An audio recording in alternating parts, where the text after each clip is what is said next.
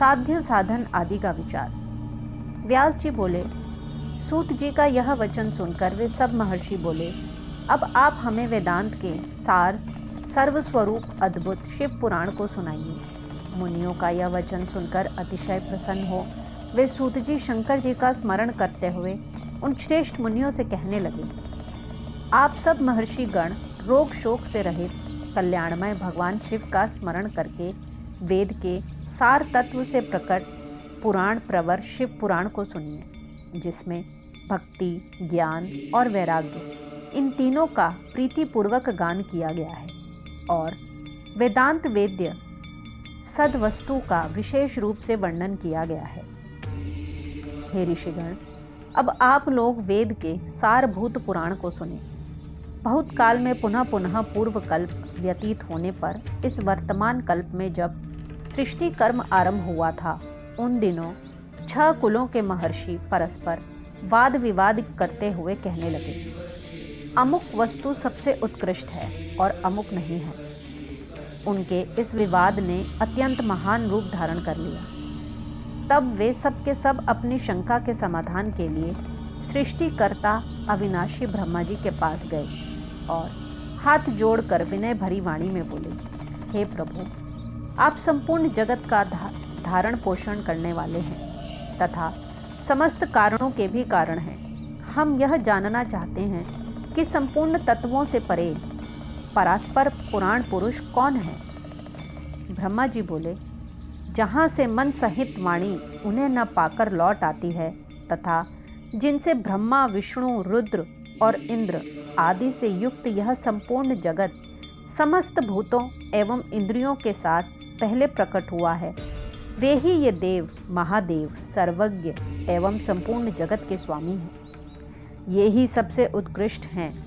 उत्तम भक्ति से ही इनका साक्षात्कार होता है, दूसरे किसी उपाय से कहीं इनका दर्शन नहीं होता।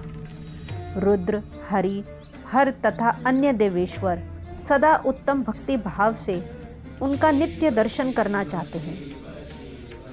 अधिक कहने की क्या आवश्यकता, भगवान शिव में भक्ति होने से मनुष्य संसार बंधन से मुक्त हो जाता है। देवताओं के कृपा प्रसाद से ही उनमें भक्ति होती है और भक्ति से देवता का कृपा प्रसाद प्राप्त होता है।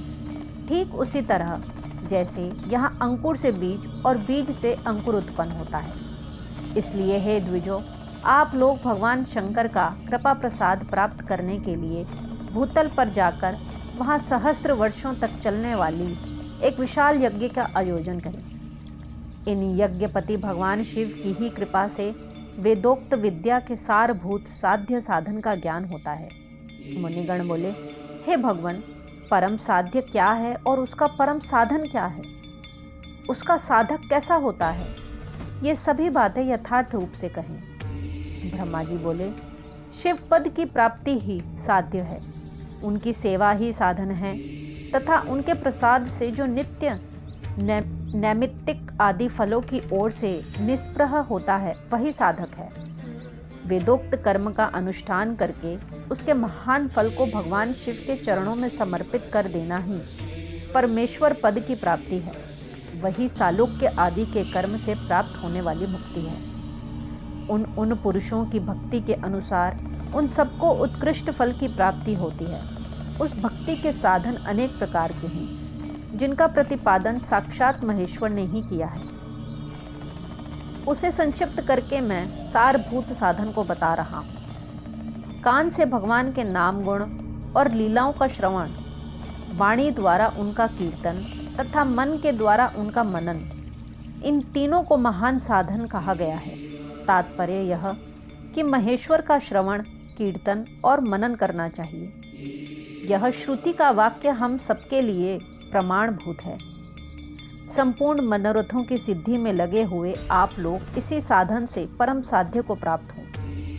लोग प्रत्यक्ष वस्तु को नेत्र से देखकर उसमें प्रवृत्त होते हैं, परंतु जिस वस्तु का कहीं भी प्रत्यक्ष दर्शन नहीं होता, उसे श्रवणेंद्रिय द्वारा जान सुनकर मनुष्य उसकी प्राप्ति के लिए चेष्टा करता है।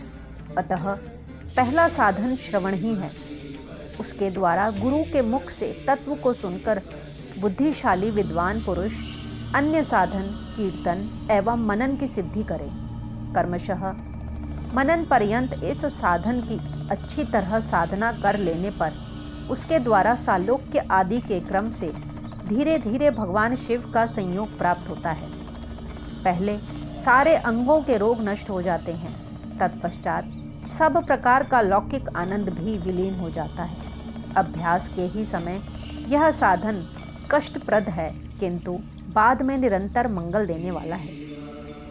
इस प्रकार शिव महापुराण के अंतर्गत प्रथम विद्वेश्वर संहिता में साध्य साधन विचार नामक तीसरा अध्याय पूर्ण